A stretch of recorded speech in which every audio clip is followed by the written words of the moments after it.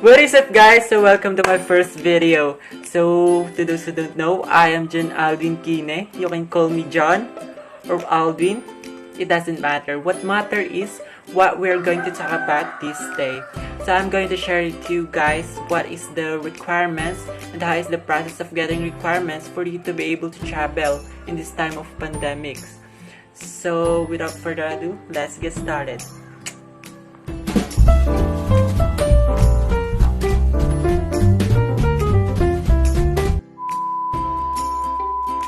Hello everyone! This is John Alvin and welcome again to my channel. So for today, I'm going to share with you what is the things you should do if you wanted to go home or what are the requirements you should comply for you to be able to travel. Because it's really important talaga na masubmit mo lahat ng requirements mo na kailangan when you travel to other city, just like when you're going to Cebu or outside NCR.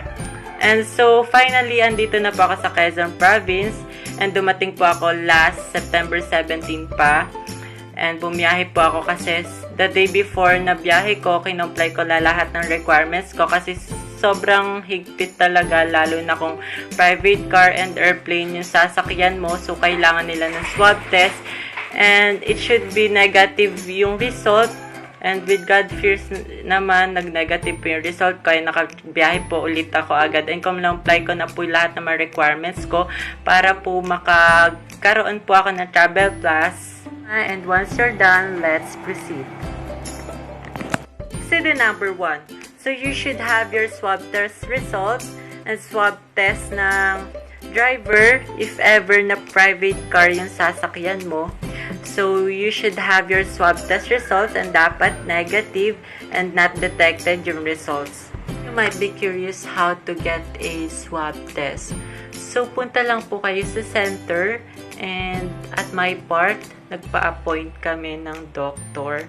So, nag-swab test kami doon and we waited for 2 to 3 days to get the results and we have seen the result via email.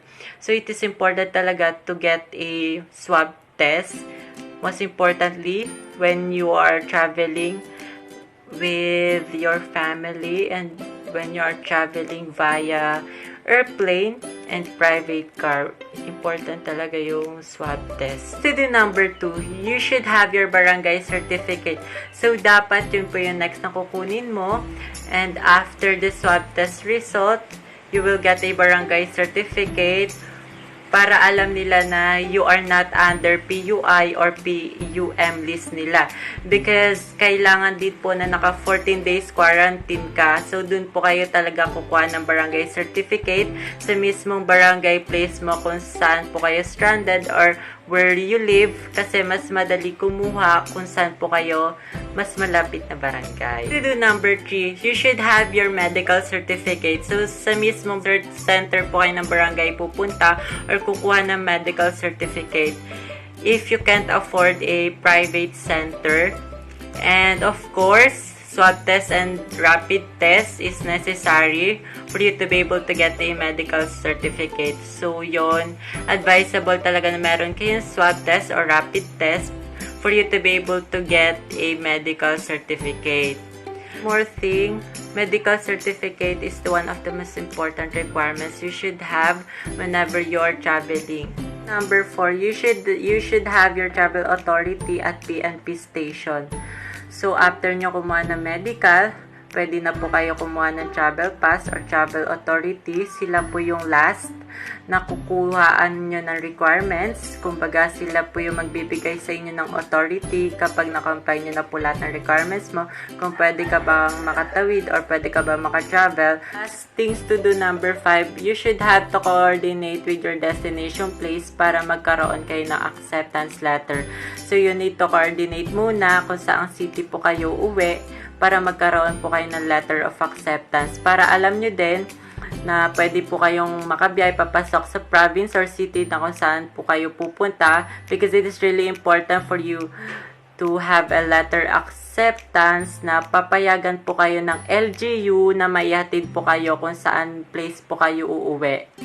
ko lang, lahat po ng requirements is dapat ma-process nyo muna today before yung flight or yung biyahe nyo kasi kakailanganin po yun that complete na lahat, and kailangan din po na kapag magpa-process po kayo ng requirements nyo is dapat 1 week or ilang days na biyahe na po kayo kasi hindi na po nila tatanggapin yung sobrang agap naman ng process ng requirements nyo tapos ang biyahe nyo pa is 1 month pa. So, may expire po yung requirements nyo. So, kailangan ma-process ka is 3 to 4 days yung biyahe nyo or 1 week. So, in my case, so, 4 days, I process my requirements because that day, dati pa process ko na po siya, kaso holiday po siya. So, pinasa ko na po siya is Tuesday and Wednesday. So, bumiyahe na po ako. Mabilis lang. So, kapag meron na po kayong swab test result or rapid test result, sobrang bilis na po talagang kumuha ng requirements. So, wala na siyang hassle. So, kailangan nyo po talagang maagap na pupunta sa mga places na kung saan dapat ma-process yung requirements. So, you really need to be patient. And then, you should know what is the place you are going to go. That is it for today's video. So I hope you enjoy and I hope this video will help you. And please don't forget to like and subscribe and share. Bye.